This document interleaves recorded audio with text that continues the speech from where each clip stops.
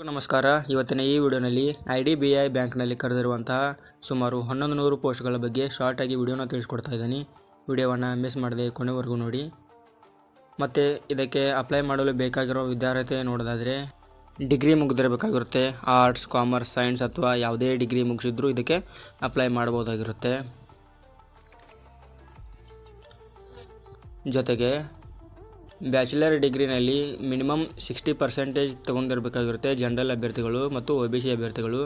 ಇನ್ನುಳಿದಂತೆ SC, ST, PWD ಕ್ಯಾಂಡಿಡೇಟ್ಸ್ಗಳು 55% ಕಡ್ಡಾಯವಾಗಿ ತೊಗೊಂಡಿರಲೇಬೇಕಾಗಿರುತ್ತೆ. ಮತ್ತು ಇದಕ್ಕೆ ಅಪ್ಲೈ ಮಾಡಲು ಏಜ್ ನೋಡೋದಾದರೆ ಮಿನಿಮಮ್ 20 ವರ್ಷದಿಂದ ಮ್ಯಾಕ್ಸಿಮಮ್ 25 ವರ್ಷದ ಒಳಗಿನವರು ಯಾರು ಬೇಕಾದರೂ ಕೂಡ ಅಪ್ಲೈ ಮಾಡಬಹುದಾಗಿರುತ್ತೆ. ಮತ್ತು ಇದಕ್ಕೆ ಏಜ್ ರಿಲ್ಯಾಕ್ಸೇಷನ್ ಕೂಡ ಇರುತ್ತೆ.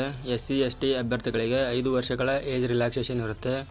ಹಾಗೂ OBC ಅಭ್ಯರ್ಥಿಗಳಿಗೆ ನಾನ್ ಕ್ರಿಮಿ ಲೇಯರ್ ಇರುವಂತಹ OBC ಅಭ್ಯರ್ಥಿಗಳಿಗೆ 3 ವರ್ಷಗಳ ಏಜ್ನ ಸಡಿಲಿಕೆ ಕೂಡ ಇರುತ್ತೆ.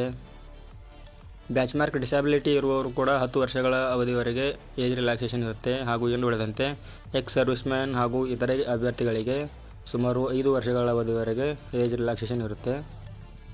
ಇದಕ್ಕೆ ಎಕ್ಸಾಮ್ ಸಿಲೆಬಸ್ ನೋಡೋದಾದರೆ ಲಾಜಿಕಲ್ ರೀಸನಿಂಗ್ ಮತ್ತು ಡಾಟಾ ಇಂಟರ್ಪ್ರಿಟೇಷನ್ 60 ಅಂಕಗಳು, ಇಂಗ್ಲೀಷ್ ಲ್ಯಾಂಗ್ವೇಜ್ಗಾಗಿ 40 ಅಂಕಗಳು, ಕ್ವಾಂಟಿಟೇಟಿವ್ ಆಪ್ಟಿಟ್ಯೂಡ್ಗೆ 40 ಅಂಕಗಳು ಮತ್ತು general economy, banking awareness, computer, IT ಬಗ್ಗೆ 60 ಅಂಕಗಳು. ಒಟ್ಟು 200 ಅಂಕಗಳಿಗೆ 2 ಗಂಟೆಗಳ ಅವಧಿವರೆಗೆ ಎಕ್ಸಾಮ್ ಇರುತ್ತೆ.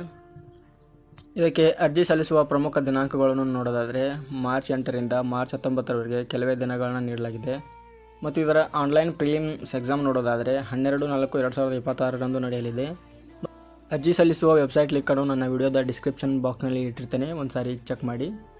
ಇದೇ ರೀತಿ ಯಾವುದೇ ಜಾಬ್ ರಿಲೇಟೆಡ್ ಮಾಹಿತಿಗಾಗಿ ಈ ಚಾನಲ್ನ ಸಬ್ಸ್ಕ್ರೈಬ್ ಮಾಡ್ಕೊಳ್ಳಿ ಹಾಗೂ ನಿಮ್ಮ ಫ್ರೆಂಡ್ಸ್ಗಳಿಗೆ ಕೂಡ ಶೇರ್ ಮಾಡಿ ಅಂತ ಹೇಳ್ತಾ ಈ ವಿಡಿಯೋನ ಮುಗಿಸ್ತಾ ಇದ್ದೀನಿ. Thank you.